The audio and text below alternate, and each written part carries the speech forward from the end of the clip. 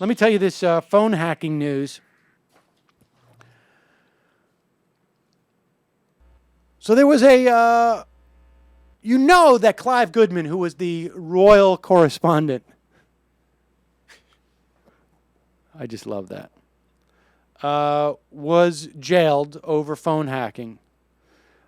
He wrote a letter, and it's not being characterized this way in this piece by The Guardian, but this is what I imagine it was, that supposedly will be rather embarrassing to Rupert Murdoch, James Murdoch, and Andy Coulson, who was their former editor at News of the World.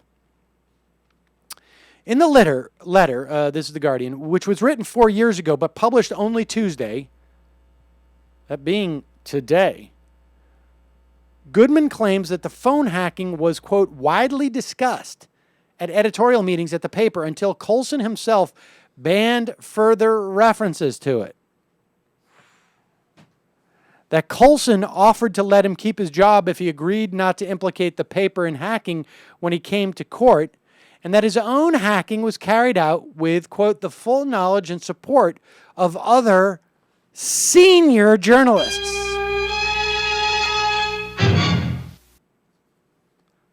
Whom he named.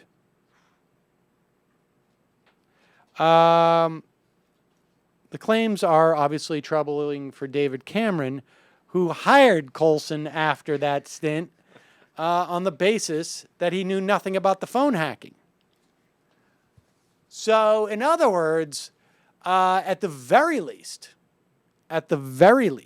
David Cameron is guilty of a horrible job of vetting, of an incredible inability to judge the character of the people that he's hiring.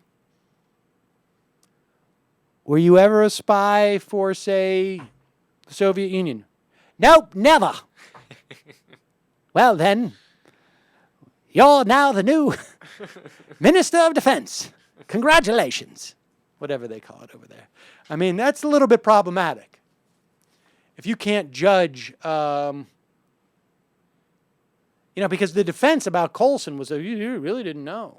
I mean, when he told Cameron that he didn't know, he really didn't know that he knew. This is a little bit embarrassing. And it looks like Rupert and James are going to be called back to Parliament to justify the evidence they gave in their testimony, which were, well, now there's two things that complicate it. One, that nobody else knew this. These guys were acting on their own without any, these were loose cannons. And the other thing that Murdoch said at the time was that the law firm had cleared them, given them a clean bill of health. Now, this is sort of like the functional equivalent of the Bush administration saying, our lawyers said that torture's not illegal, so it's not illegal. The only problem is that those lawyers still maintain, guys like John Woo still maintain that torture is not illegal. Unfortunately for Murdoch, his law firm is saying, whoa. We didn't say that. So Goodman's claims also raise serious questions about Murdoch's close friend and advisor Les Hinton, who was sent a copy of the letter but failed to pass it to police. So 4 years ago, Goodman sends this letter. And Hinton never sent it to police. And then Hinton also led a cast of senior Murdoch personnel in telling Parliament that they believed Coulson knew nothing about the interception of the voicemail of public figures and that Goodman was the only journalist involved. So you see what's going on here. You know why Goodman sent this letter, don't you? Goodman's letter is dated March 2nd, 2007, soon after he was released from a 4-month prison sentence.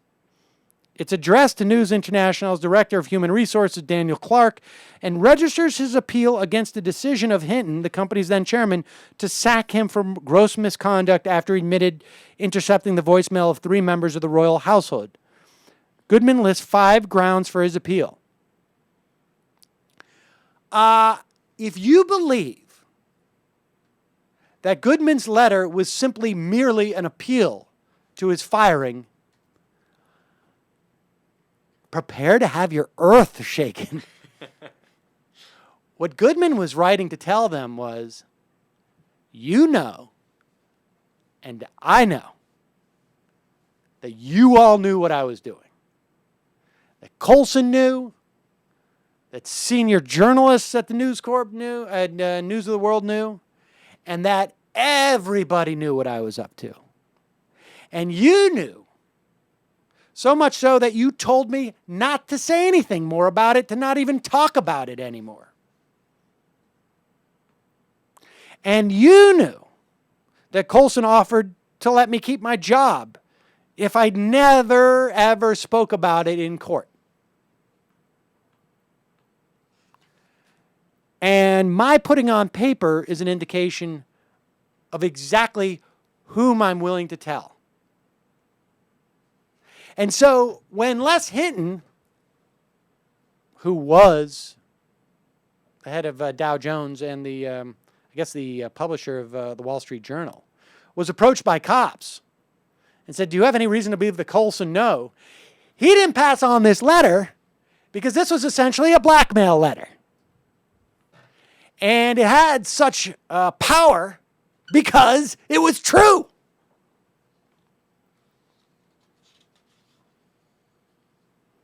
And so Goodman, in this letter to ostensibly appeal his firing, which in fact is not what it was, it is basically a threat. I will go public with everything I know about you people, named the senior journalists, and that payments for the private investigator who assisted him, Glenn Mulcair, were arranged by another senior journalist. Now, these names of the journalists have been redacted in this letter that's been released to the press, I believe. At the request of Scotland Yard. I wonder who's in that list. I wonder what senior journalist in that organization. Who, do you remember, who's a popular News of the World editor? Like a big one. I think he's got a job somewhere else now, right? I'm trying to think. I can't remember that guy's name. He sits next to Howie Mandel and Sharon Osbourne. Larry King? No, not him. I don't know. The name's redacted. There's no way to know. There's just no way to know. There's no way to know. But it was obviously some senior staff, senior, and it sounds really senior, that has not been implicated in this thing so far or been arrested. I don't know. Anyways, Goodman's letter adds, this practice was widely discussed in the daily editorial conference with explicit reference to it was banned by the editor. He reveals that the paper continued to consult him on stories even though they knew he was going to plead guilty to phone hacking and that the paper's then lawyer, Tom Crone, knew all of the details of the case against him.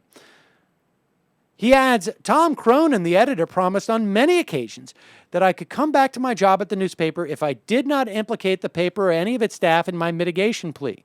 I did not, and I expect the paper to honor its promise to me. Wow!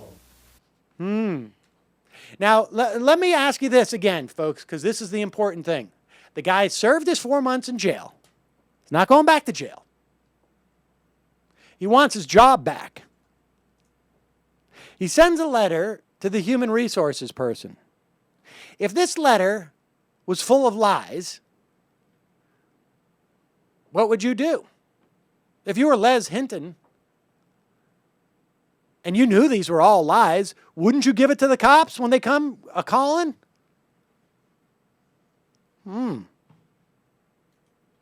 But the claim that the paper induced him to mislead the court is one that may cause further problems for News International. Yeah, I'll say.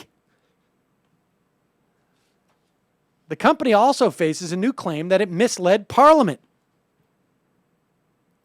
In earlier evidence to the Select Committee, in answer to questions about whether it had bought Goodman's silence, it had said he was paid off with a period of notice plus compensation of no more than £60. The new paperwork, however, reveals that Goodman was paid a full year's salary worth £90,000 and a further £140,000 in addition to £13,000 to cover his lawyer's bill. So let's see. Quick back of the 140. 6 goes into 240. Wow, they were 4 times off in their calculation of what they paid. I never asked how much you paid them off. I just said, hey, show me some pictures of Brangelina. Let me see some of those kids that they've adopted. They were quite cute kids. Let's get some photos from that. Oh, the most humble day of my life.